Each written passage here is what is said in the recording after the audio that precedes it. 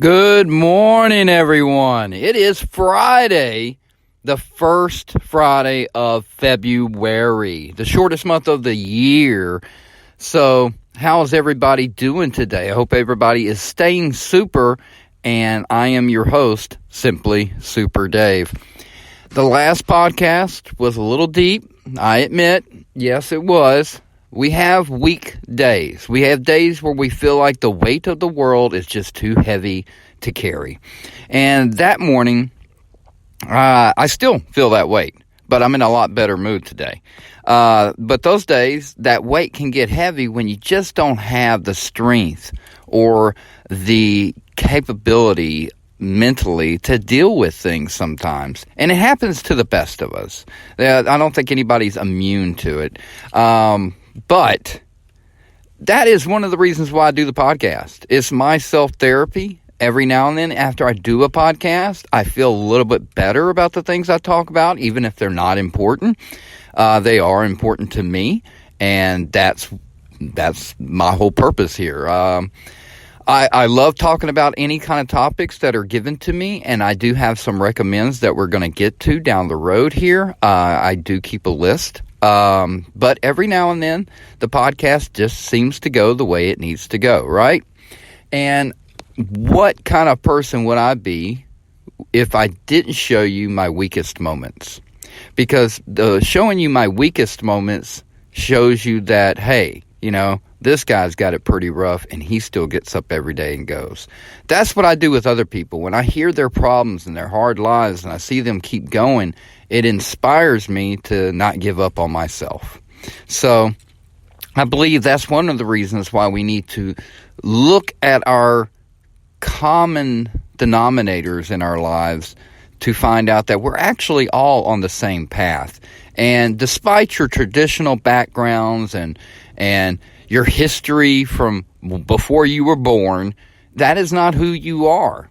I mean, if you want to wrap yourself up in it and make your life all about that, go ahead. Like I said, I don't have a problem with the way anybody wants to live their lives as long as it don't interfere with other people's lives. No one's entitled to push their way onto others. That's a line where when certain topics come up or certain things that are controversial, I really narrow it down to the basic freedoms. And if whatever's being done violates those freedoms, then yeah, I'm against it. But if they're doing something I just don't like, but they're expressing their freedom to do so, then as much as I may not like what they have to say or do, they have that freedom to do so, as long as it doesn't interfere with anyone else's lives. You can't go to somebody's house or their front yard and protest against something. You have to go to a public place or on your own property. All right. And when we go out in public, we got to understand that there's people running around with a lot of things going on. But here's the thing. People need to stop believing that shit so much. And I'll tell you why. Everybody walks out the front door thinking, I got a big fucking billboard sign on my head saying, these are my problems, don't fuck with me. Those people are crazy. And that's a majority of people out there, because when you walk out the front door, nobody has a clue what's going on inside of you.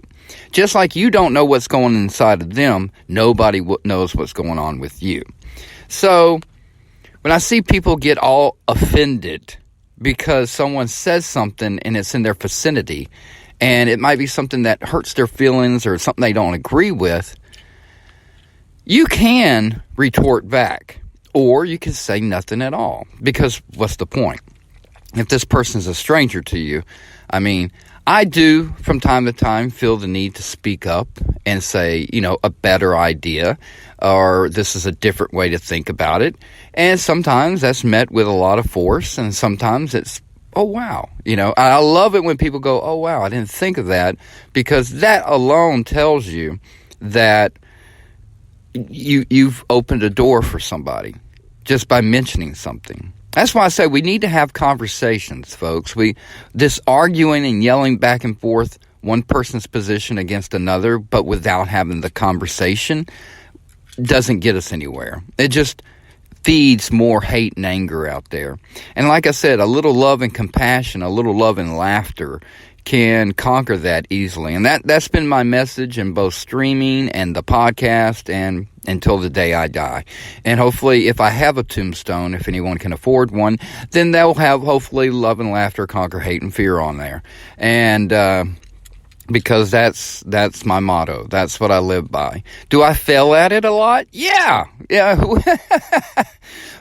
Who can remember love and laughter sometime when you're overwhelmed with maybe being angry about something or being hurt by the loss of someone? It's love and laughter is there, but sometimes it's not the medicine we all need. But that is the overwhelming message I like to push along the podcast. So when you hear these podcasts, hopefully you hear some of my struggles or some of my thoughts, or if it's a meaningless podcast about movies or whatever, hopefully I can inspire somebody to think differently about their lives or to take the pleasures in their lives, whether it's important to other people or not. If you like, I don't know, painting dog toenails. You know, when you go home, you can paint your dog's toenails, clean them off, and paint them again. Whatever you want to do. That could be your favorite fucking thing in the world. But if you told somebody, they'll laugh at you. Screw that. Don't tell nobody, you know. Or if you do want to talk about it, be serious about it, you know. Don't say it like it is a joke, because then they'll take it as a joke. No matter what it is, no matter how insignificant other people may think it may be, it's important that you do the very things that you love to do. I don't care how small or big they are. And trust me, if you can do something every day that you enjoy doing, find a little time for yourself, then maybe you'll find enough fuel in the tank to get through the rest of the day. While I have you here, let's go ahead and get into that. That's a real big opening monologue right there, isn't it? I was thinking yesterday, this morning, whatever. I get up really early in the mornings, like 2, 3 o'clock in the morning to go to work. So about this time of the day, either it's a short day and I'm finishing up, or it's a long day and I still got about another 6 hours to go. Just depends. That's the job, folks. Delivering snack cakes to all my favorite people out there. Bringing the diabetes to the people. All right. At one point in time, one of my jobs is I used to be in the military. In 1996, in January, I went to Fort Sill, Oklahoma to do my basic training in the Army. I chose the Army because the Air Force recruiters weren't in their office. I wasn't going to go gung-ho with the Marines, and I certainly do not like water. And I don't mean like I don't like taking a shower. I do not like water deeper than my head. Okay, so the Navy was really out of the question. So Army dealt with dirt. So I like the ground, so that's what I did. Ironically, when I finished up my basic training and I was going to AIT training, advanced training, I got stationed in Fort Bragg, North Carolina. Which is really an Air Force base, but it's a mixture of everything. And I was part of the Army that was stationed at Fort Bragg, and I was part of Air Assault. Air Assault is where the helicopters come in and people propel from the helicopter to the ground, and then go do their job. That was my job. I wanted to stay on the ground, and somehow or another I got stationed doing Air Assault. Propelling out of helicopters, which was very educational and nice. And yes, I did go to my duty station, and I did serve about 5 months before I found my honorable discharge and getting out of the military. Now, the point to the story is, why did I get out of the military?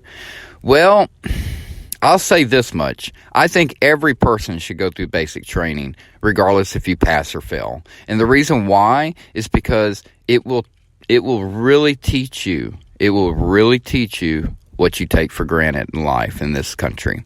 And what I mean is, like, if you wanted to get up at 2 o'clock in the morning and you were hungry, or if you needed to pee, it would be nice just to get up and go pee, or go make you a sandwich and eat, whatever, watch some TV. No, all that's gone. You can't do nothing without a single permission. You can't go pee, you can't go do nothing. Everything is told to you. You don't have any opinion whatsoever. Every right you have as an American, you give up when you sign up for the military. Did you know that? Well, you find out real quick. I tell you, that first night in basic, I was laying in the bed and wondering, what did I do? What did I get myself into?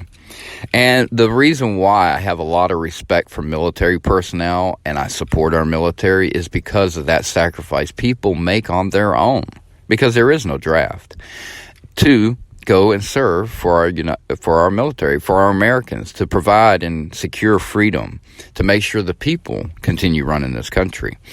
So hopefully if we ever get to a day where the political parties decides to turn on its people or defend itself against its people, because people uprise because they're so unhappy in this country, tends to happen. History says it does, and it's going to happen again at some point in this country. And when that does, hopefully the military remembers who they serve and not the political leaders that make decisions with no regard to human life.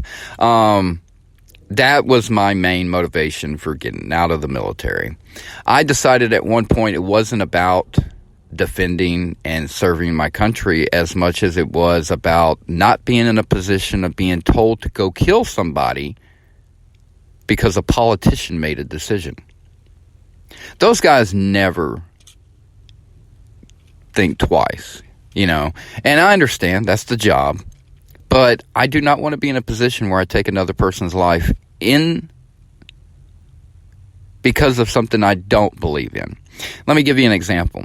I got out in late 96. I didn't even stay in a year. The reason why I deny myself any VA benefits whatsoever, I have not earned them, and I will never, ever, ever take advantage of those. As much as I may need them, I just can't bear myself to do it. There's too many veterans out there that don't get the benefits they deserve, so there's no way I'm going to put my monkey wrench into the system. So that's my final decision on that one too, by the way. But in 1996, I did get out. Now, 5 years later, in 2001, on September 11th, 9/11, exactly. Within a few months after that, we went to war. A war I did not agree with. I knew we had to go get the people responsible for 9/11. But just to invade any country, like Iraq, that was a big mistake, in my opinion. And maybe it played out for the better in the long run now, to get rid of Saddam Hussein or whatever. But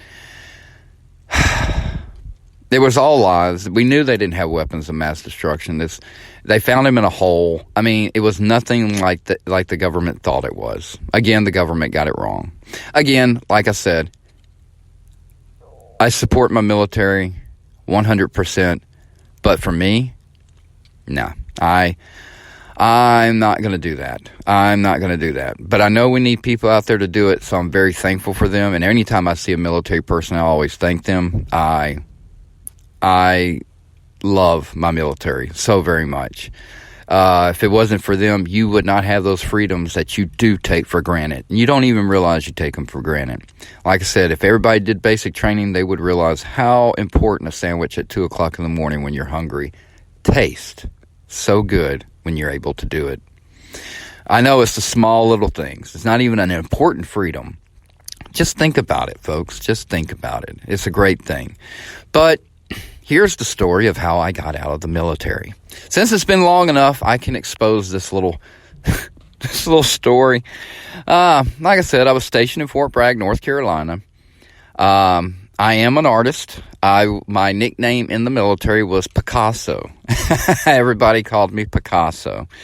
That was my thing. I did a mural of my drill sergeant in our barracks for him. Drill Sergeant Kirkman, you still always will have my respect and honor. Thank you so much for everything you taught me. It means a lot. It's weird how a person just spends 8 weeks in your life, but they live forever in your memory. But this man reminded me of Lawrence Fishburne and just more badass. He got an argument with his wife one night at around 3 o'clock in the morning. He came walking through the barracks. I remember seeing him. He was all in fucking shiny leather. You could tell he'd been out partying that night. He went in his office.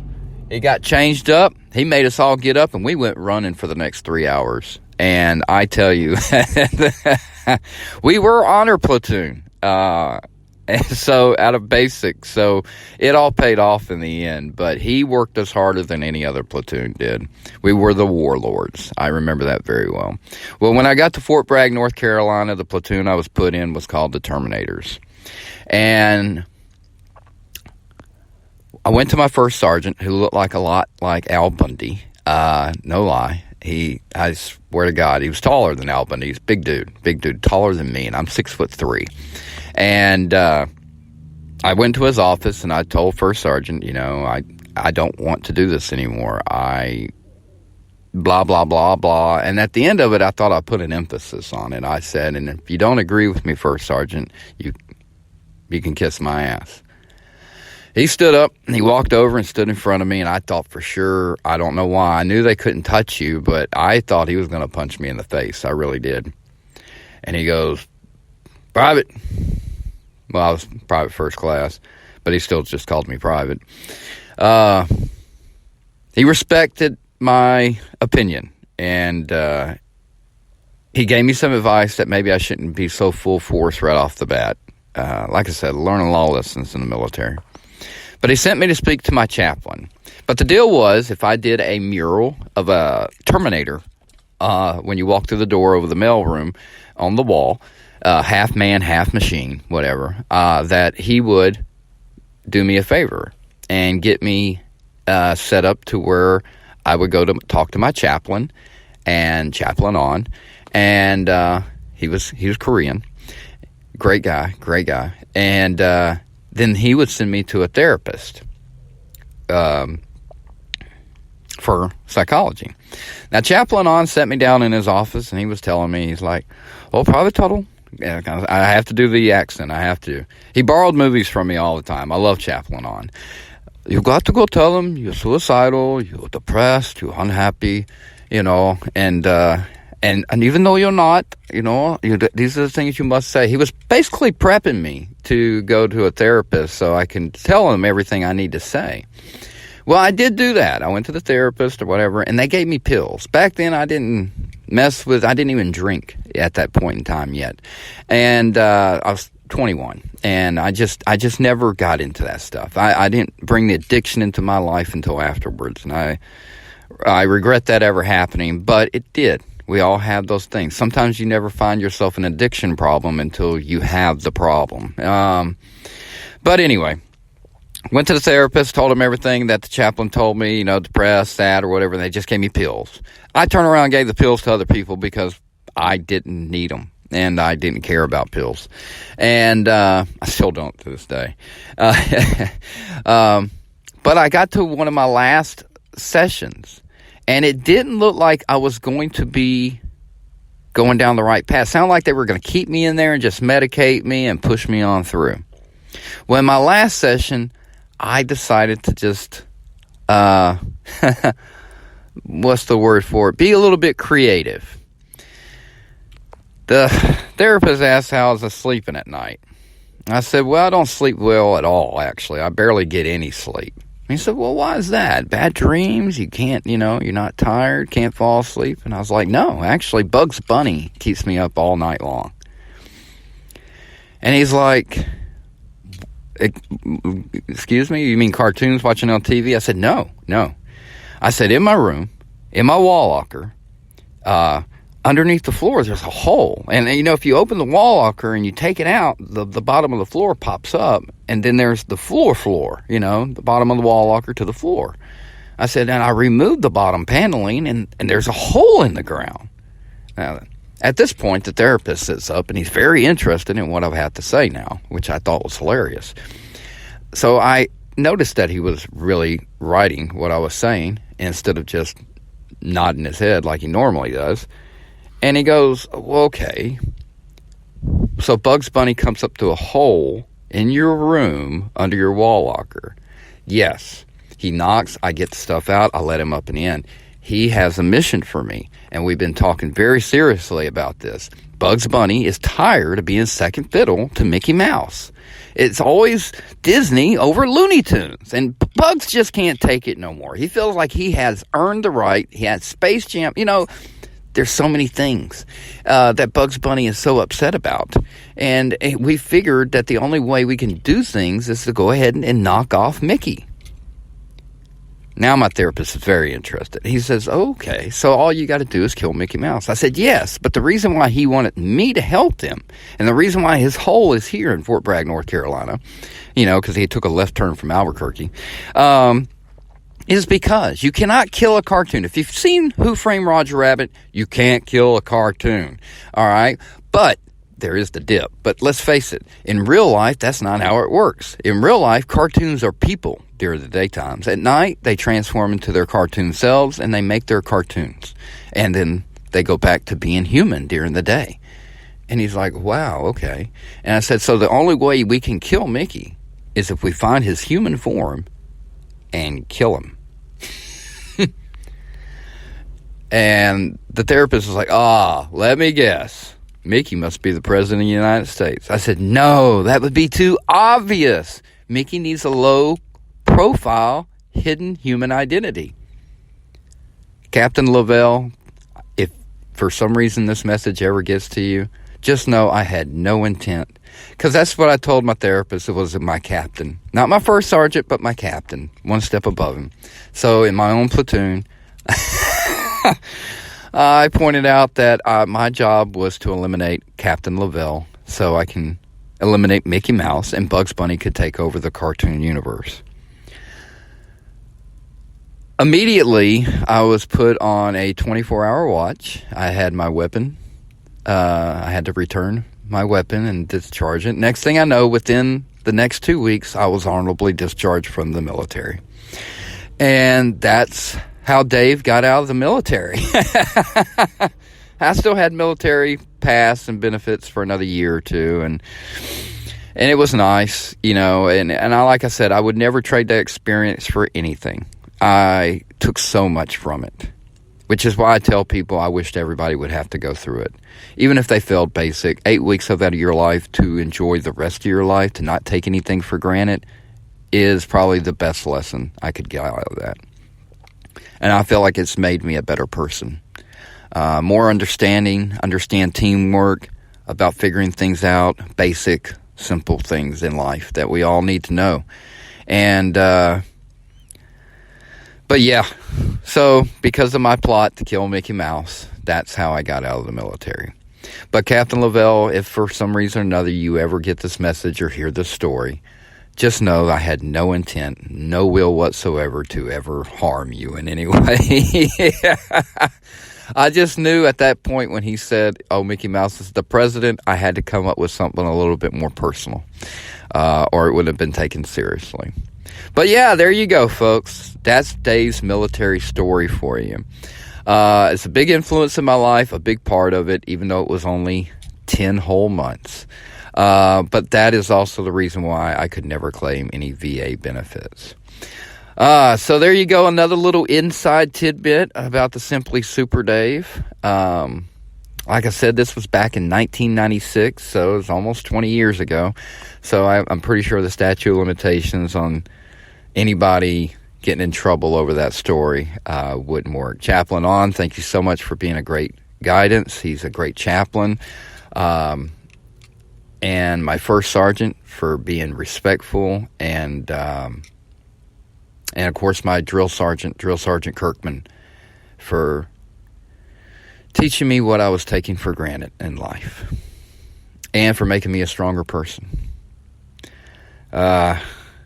God, the memories. I might share some more, because basic training has a lot of stories within it itself, but that's my biggest military story on how Dave got out of the Army. I hope everybody enjoyed it, and I hope everybody has a wonderful weekend. I'll try to drop another podcast over the weekend at some point whenever the inspirations arrive, or if I get into a topic that I feel like I need to share. But remember, folks, sometimes the roughest things you go through in your life, are the best teachers that will teach you everything that you really needed to have in your life, or makes you realize how good you really have it and how bad we want to get back to it. Remember, folks, love and laughter is the only way to conquer that hate and fear out there, so go be a conqueror. Don't be a victim. Peace.